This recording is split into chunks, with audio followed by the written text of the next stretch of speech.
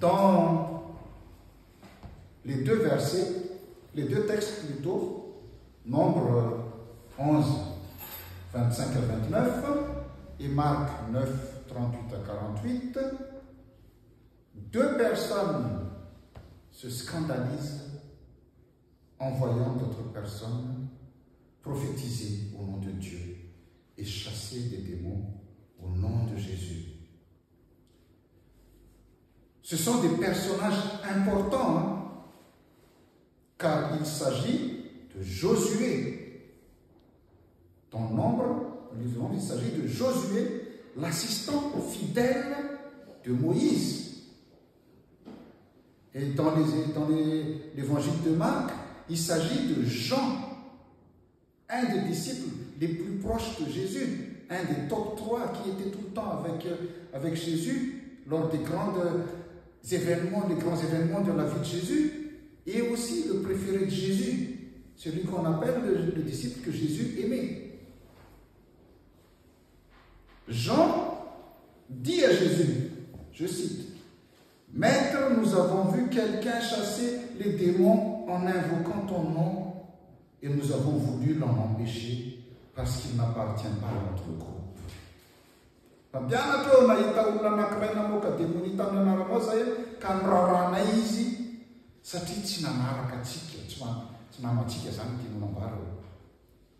Quant à Josué dans le livre de Nombre, Josué dit à Moïse, en voyant qu'il y avait deux personnes qui prophétisaient au nom de Dieu, Josué dit à Moïse, « Moïse, mon maître, fais-les cesser. »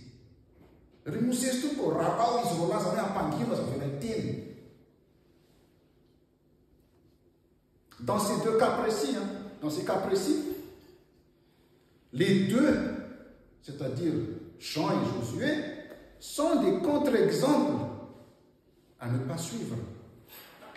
Des contre-exemples à ne pas suivre. Au verset 35 de Marc 9, Jésus demande à ses disciples d'être des serviteurs. C'était la prédication de dimanche dernier, si vous vous souvenez.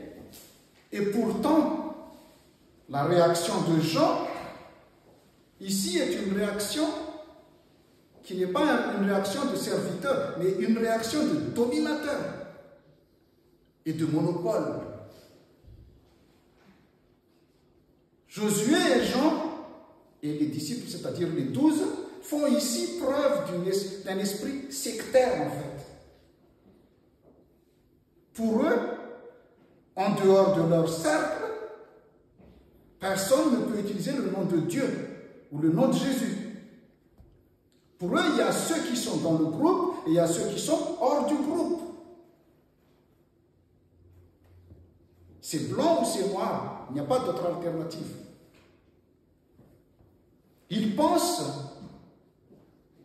qu'ils sont les seuls à détenir l'exclusivité de l'Évangile et du salut.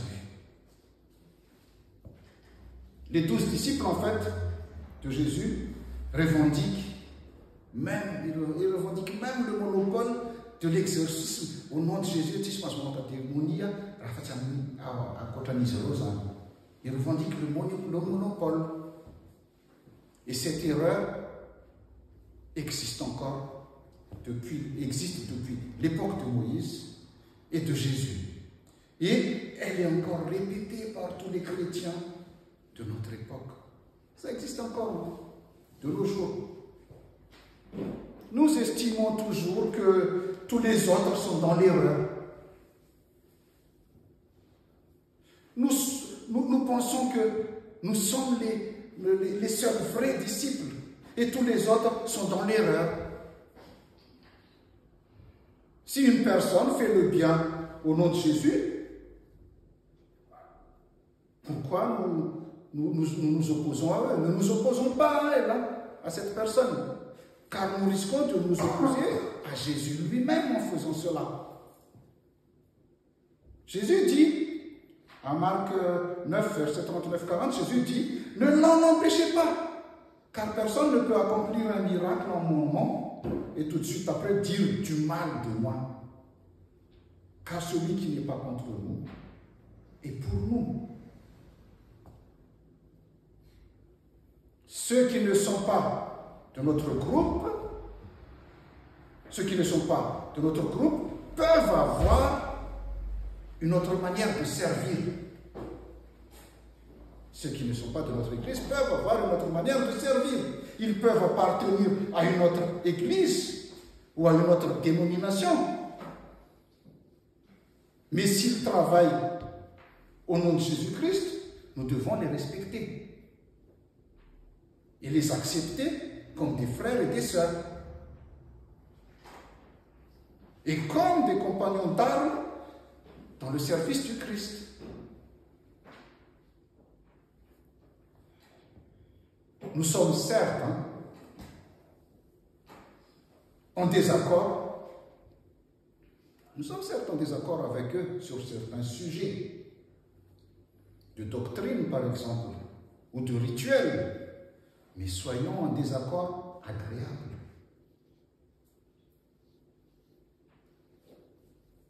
Parce que Jésus ne nous récompense pas en fonction de nos dons spirituels.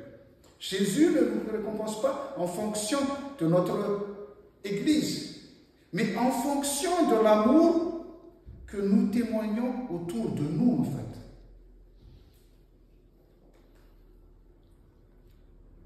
Ce que nous avons oublié souvent, ce que nous oublions souvent, c'est que l'Église appartient à Dieu. Et bien que Jésus ait confié la gérance aux hommes, l'homme n'en a pas le contrôle. Nous tous là, moi je suis pasteur, vous êtes les paroissiens, il y a les bureaux et tout ça. Nous sommes tous que des gérants ici. Nous ne sommes pas les propriétaires. Nous sommes seulement des gérants. L'Église appartient à Dieu. L'Église n'est pas un cercle fermé sur lui-même, mais une communauté ouverte, animée par la seule parole de Dieu. Et l'Église n'a pas de frontières. L'Église n'a pas de frontières. J'ai dit, Jean et Josué sont des contre-exemples parce que, comme Josué et Jean, notre pensée à nous, en fait, souvent, c'est que celui qui n'est pas avec nous est contre nous. Alors que Jésus dit, celui qui n'est pas contre nous est pour nous. Je ne sais pas si vous voyez la subtilité entre les deux, mais bon. Nous avons toujours tendance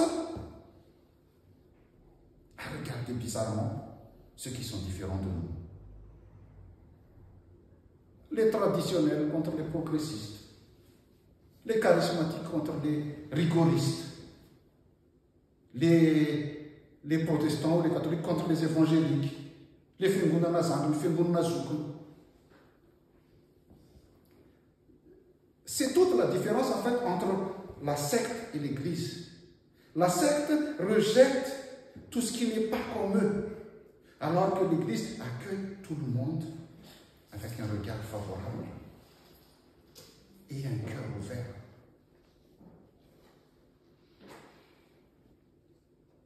Il ne faut jamais oublier que Dieu peut appeler qui il veut. Et il peut utiliser qui il veut en fait. La liberté divine ne peut être contrôlée par les institutions humaines. Donc, empêcher les gens de se servir du nom de Jésus n'est pas de notre ressort. Notre rôle n'est pas de séparer l'ivraie et le bon grain, en fait. Ce n'est pas notre rôle, ça. Notre rôle est de veiller à ne pas décourager et à ne pas mépriser les autres croyants.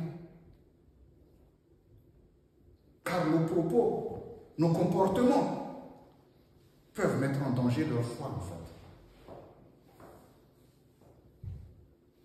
Nous devons, notre rôle, nos propos et nos comportements peuvent aussi les faire reculer.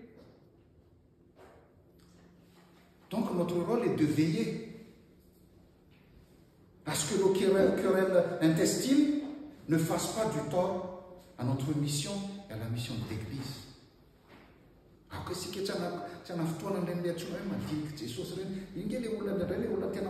velona sy maniry que reny le majinika Jesosy reny.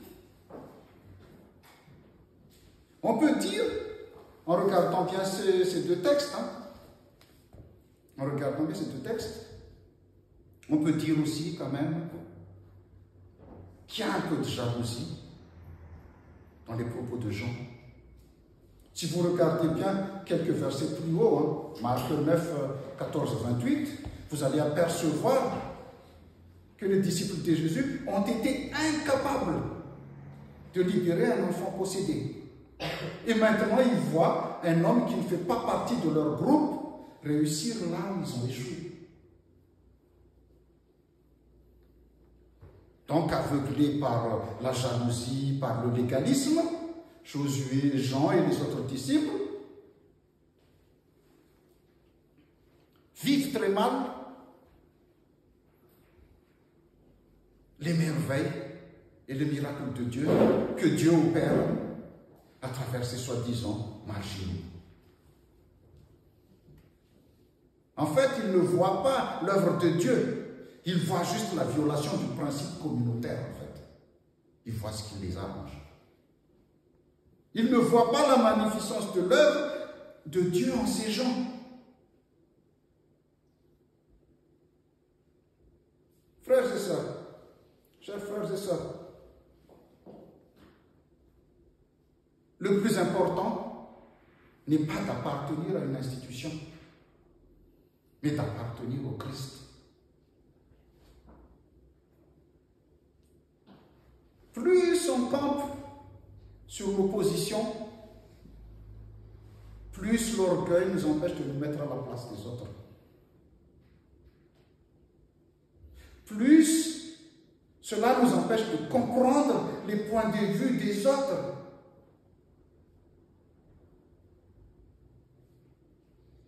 Je l'ai déjà dit ici et je le redis encore, soyons chrétiens avant d'être protestants. Soyons chrétiens avant d'être catholiques. Soyons chrétiens avant d'être évangéliques. Nous sommes tous chrétiens. Le nom de Jésus veut dire Dieu sauve. C'est du deux mots hébreux. Le premier, c'est le diminutif du mot Yahvé. Et Shua. Yehoshua, en fait, en hébreu. Jésus, c'est Yehoshua. Ça veut dire Dieu. Et Shua, c'est veut dire sauver. Dieu sauve. Jésus veut dire tout simplement Dieu sauve. Et il est venu pour sauver tout le monde et non pour sauver un groupe fermé de quelques personnes.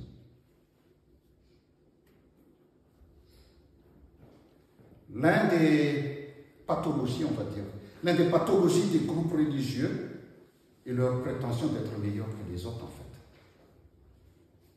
Ils se croient détenteurs de la représentation de Jésus, détenteurs de l'ultime vérité de Dieu, en fait.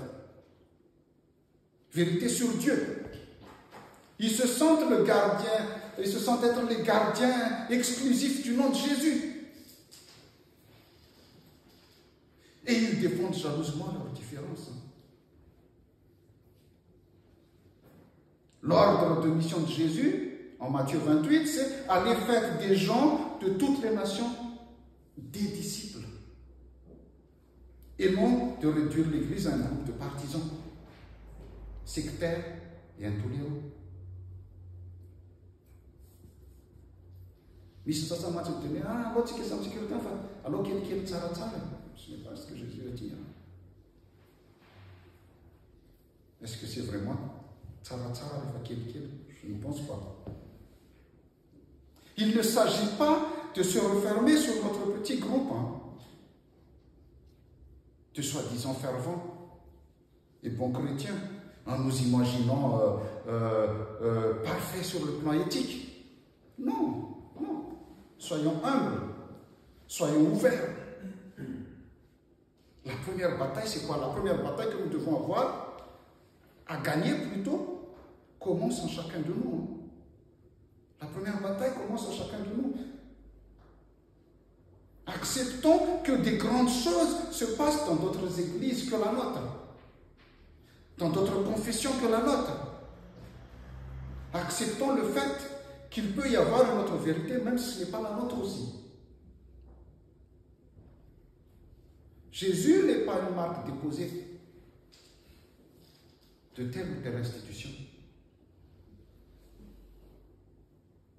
Et l'Église n'a pas de frontières pour qu'on puisse réclamer le monopole.